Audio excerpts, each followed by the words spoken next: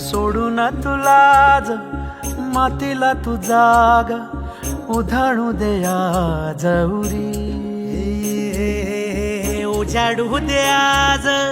साकड हे माग होऊ दे पहाट नवी आता होऊन जाऊ दे साऱ्या जगाला पाहू दे पडू दे पाऊल जरी काट पाया खाली टाकल्याला येऊ दे पडू दे पाऊल मोठी लढाई र लढू मातीसाठी र गड्या मनगटाचं जोर लावून दाटला जरी अंधार एकजूट होऊ आज दिवा देऊ तेज धावलं